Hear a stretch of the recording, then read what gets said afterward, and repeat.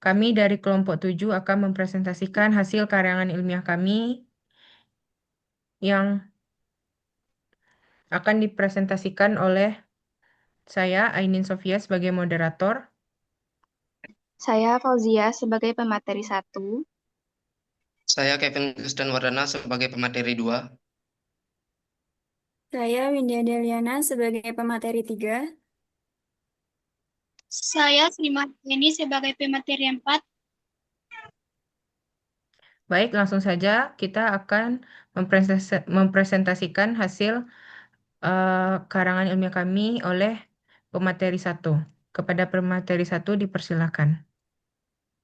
Baik, judul artikel kimia kami yaitu pengaruh pola tidur terhadap efektivitas proses pembelajaran mahasiswa. Latar belakang penelitian ini yaitu pendidikan di perguruan tinggi menuntut mahasiswa memiliki kemampuan berpikir yang optimal untuk menghadapi beban akademik yang semakin kompleks. Efektivitas proses pembelajaran tidak hanya ditentukan oleh kemampuan intelektual, tetapi juga oleh kesiapan fisik dan mental mahasiswa. Salah satu faktor penting yang memengaruhi kondisi tersebut adalah pola tidur. Saat ini, banyak mahasiswa memiliki pola tidur tidak teratur akibat kebiasaan begadang, tuntutan tugas perkuliahan, serta penggunaan gadget hingga larut malam. Pola tidur yang buruk dapat menyebabkan penurunan konsentrasi, motivasi belajar, serta kemampuan memahami materi perkuliahan. Oleh karena itu, penting dilakukan penelitian untuk mengetahui sejauh mana pengaruh pola tidur terhadap efektivitas proses pembelajaran mahasiswa. Dari latar belakang tersebut, didapati rumusan masalah sebagai berikut. Yang pertama, bagaimana pola tidur mahasiswa dilihat dari durasi, keteraturan, dan kualitas tidur.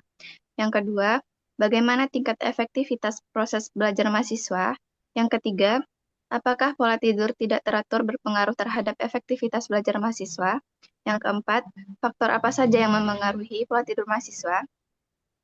Adapun tujuan penelitian yaitu untuk mengetahui gambaran pola tidur mahasiswa, mengetahui tingkat efektivitas mahasiswa untuk menganalisis pengaruh pola tidur tidak teratur terhadap efektivitas belajar. Yang terakhir, untuk mengidentifikasi faktor penyebab ketidakteraturan pola tidur mahasiswa. Terima kasih kepada pemateri 1. Selanjutnya akan disampaikan oleh pemateri 2. Kepada Kevin Gustian Wardana dipersilakan. Baik, saya akan melanjutkan dari penjelasan sebelumnya. Selanjutnya itu metode penelitian. Penelitian ini menggunakan pendekatan kuantitatif dengan metode asosiatif. Pendekatan kuantitatif dipilih karena data yang diperoleh akan diwujudkan dalam bentuk angka-angka dan dianalisis berdasarkan statistik. Penelitian ini dilakukan secara daring bagi mahasiswa universitas. Waktu penelitian ini dilaksanakan mulai 28 November hingga 14 Desember. Populasi dalam penelitian ini adalah seluruh mahasiswa aktif di universitas. Teknik pengambilan sampel menggunakan metode purposive sampling dengan jumlah sampel sebanyak 50 orang. Data yang diperoleh dianalisis menggunakan analisis statistik deskriptif dan inferensial untuk mengetahui pengaruh pola tidur terhadap efektivitas proses belajar mahasiswa. Sekian penjelasan saya kembalikan ke moderator. Terima kasih kepada pemateri 2. Selanjutnya yang akan disampaikan oleh pemateri 3 kepada Sri Mahdaleni dipersilakan.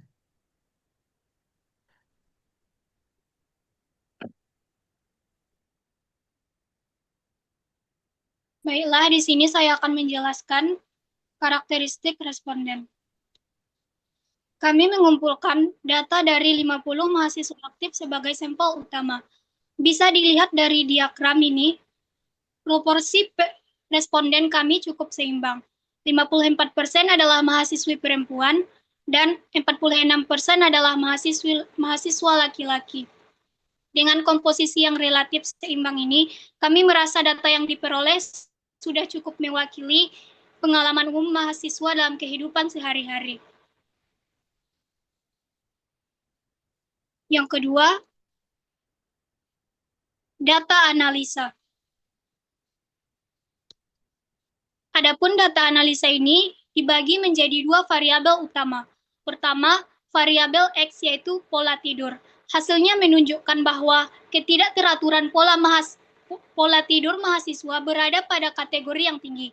Faktor penyebabnya sangat jelas. Sebanyak 80% responden menggunakan gadget sebelum tidur. 66% sering karena tuntutan.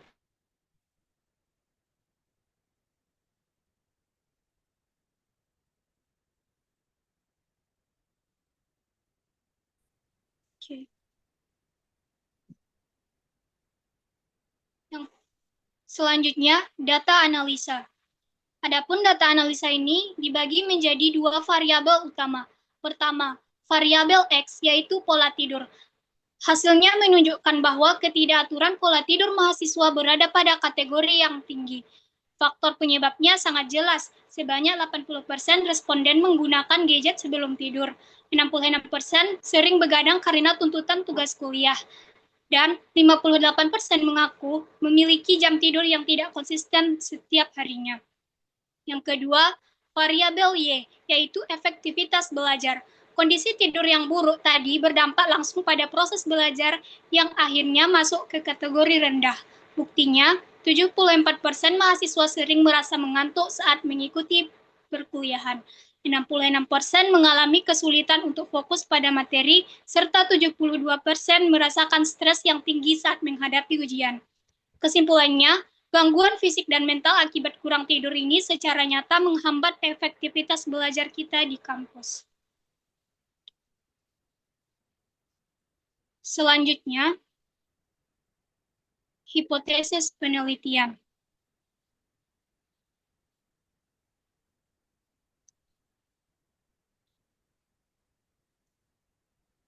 Kami menetapkan dua hipotesis. Pertama, hipotesis 0. Kami berasumsi bahwa pola tidur tidak teratur tidak memiliki pengaruh terhadap efektivitas belajar mahasiswa. Yang kedua, hipotesis alternatif. Kami menduga kuat bahwa pola tidur yang tidak teratur berpengaruh signifikan terhadap efektivitas proses belajar mahasiswa.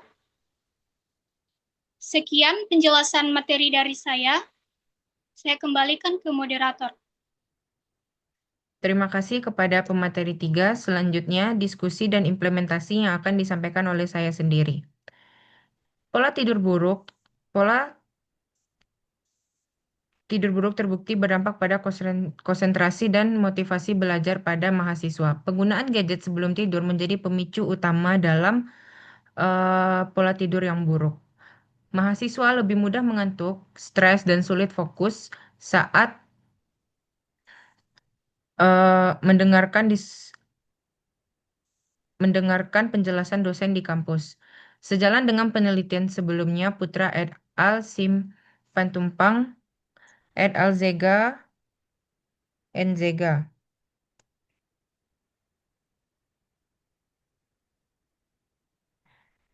menunjukkan gangguan irama biologis dari kebiasaan tidur tidak sehat yang mempengaruhi kesehatan tubuh dan perasaan paralel dengan tekanan dan kantuk yang dirasakan responsis kami.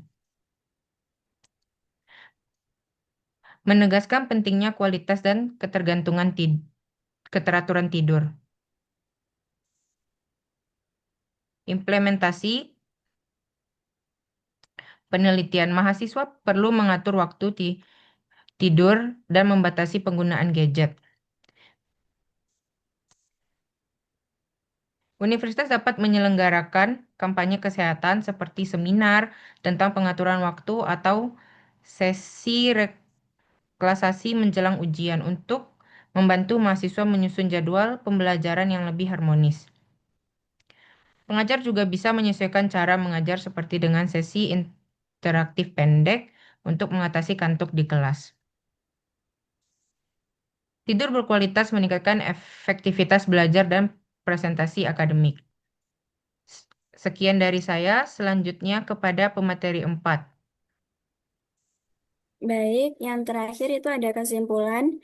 Berdasarkan dari hasil penelitian yang telah dilakukan, dapat kita simpulkan bahwasanya mahasiswa memiliki pola tidur yang cenderung tidak teratur dan ini berdampak negatif terhadap efektivitas proses pembelajaran. Nah, kebiasaan penggunaan gadget sebelum tidur dan begadang karena tugas perkuliahan itu merupakan salah satu faktor yang